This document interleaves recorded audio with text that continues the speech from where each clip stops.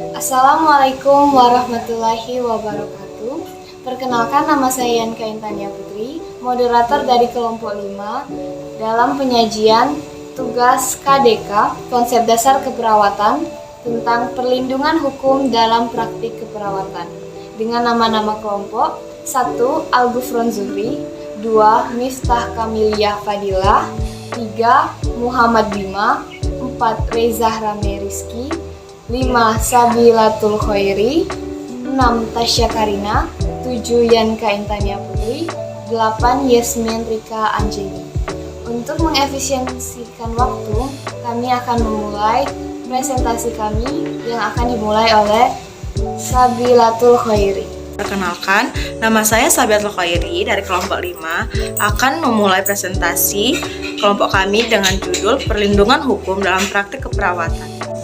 Hukum dalam praktik keperawatan. Pengertian hukum.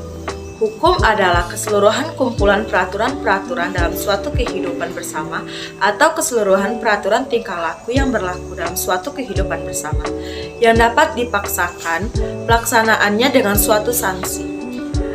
2. Pengertian hukum kesehatan. Hukum kesehatan adalah ketentuan-ketentuan yang mengatur hak dan kewajiban baik dari tenaga kesehatan dalam melaksanakan upaya kesehatan maupun dari individu dan masyarakat yang menerima upaya kesehatan tersebut dalam segala aspek promotif, preventif, kuratif, dan rehabilitatif, serta organisasi. Perkenalkan, nama saya Miftah Kamiliah Fadilah. Saya akan melanjutkan presentasi dari Sabilatul. Fungsi hukum dalam praktik dan perkembangan keperawatan. Hukum mempunyai beberapa fungsi bagi keperawatan. Yang pertama, hukum memberikan kerangka untuk menentukan tindakan keperawatan mana yang sesuai dengan hukum. Kedua, membedakan tanggung jawab perawat dengan profesi yang lain. Ketiga, membantu menentukan batas-batas kewenangan tindakan keperawatan mandiri. Keempat, membantu dalam mempertahankan standar praktek keperawatan dengan meletakkan posisi perawat memiliki akuntabilitas di bawah hukum. Selanjutnya, perlindungan hukum dalam praktik keperawatan. Perlunya perlindungan hukum dalam praktik keperawatan ialah sebagai berikut. 1. Alasan filosofi. Perawat telah memberikan kontribusi besar dalam peningkatan derajat kesehatan. Perawat berperan dalam memberikan pelayanan kesehatan mulai dari pelayanan pemerintah dan swasta, dari perkotaan hingga pelosok desa, terpencil dan perbatasan. Tetapi, pengabdian tersebut pada kenyataannya belum diimbangi dengan pemberian perlindungan hukum, bahkan cenderung menjadi objek hukum. Perawat juga memiliki kompetensi keilmuan, sikap rasional, etis dan profesional, semangat pengabdian yang tinggi, berdisiplin, kreatif, terampil, berbudi luhur, dan dapat memegang teguh etika profesi. Di samping itu, undang-undang ini memiliki tujuan lingkup profesi yang jelas, kemutlakan profesi, kepentingan bersama berbagai pihak, seperti masyarakat, profesi, pemerintah, dan pihak terkait lainnya. Keterwakilan yang seimbang, optimalisasi profesi, fleksibilitas, efisiensi, dan keselarasan. Perkenalkan, nama saya Al-Ghufron Zuhri. Baik, di sini saya akan menjelaskan tentang perlindungan hukum dalam praktek kesehatan. 2. Alasan yuridis. UUD 1945 pasal 5 menyebutkan bahwa Presiden memegang kekuasaan membentuk undang-undang dengan persetujuan Dewan Perwakilan Rakyat. 3. Alasan sosiologis. Kebutuhan meliakan pelayanan kesehatan, khususnya pelayanan, semakin meningkat. Hal ini karena adanya paradigma dalam pemberian pelayanan kesehatan dari model medikal yang melibatkan pelayanan pada diagnosis penyakit dan gejala sebagai informasi dan bukan sebagai fokus pelayanan. Baiklah, di sini saya Yasmin Rika Anjeni akan melanjutkan pemateri perlindungan hukum dalam praktek keperawatan. Dalam Dalam rangka perlindungan hukum tersebut, perawat perlu diregistrasi, disertifikasi, dan memperoleh izin praktek atau lisensi.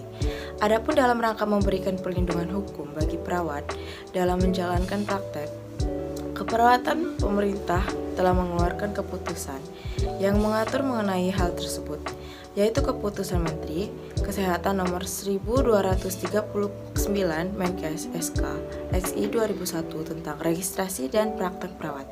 Registrasi adalah suatu kegiatan pencatatan yang dilakukan pertama kali pada saat melakukan pendaftaran regulasi keperawatan. Dalam hal ini, registrasi dan praktek keperawatan adalah kebijakan atau ketentuan yang mengatur profesi keperawatan dalam melaksanakan tugas profesinya yang berkaitan dengan hak dan kewajiban. Baiklah, pemateri selanjutnya akan disampaikan oleh teman saya.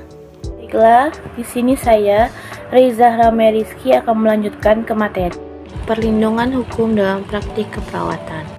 Sebagaimana disebutkan dalam Keputusan Menteri Kesehatan pada nomor 1239 pada tahun 2001 tentang registrasi dan praktek perawat pada pasal 2, 3, 4, dan 5 adalah sebagai berikut.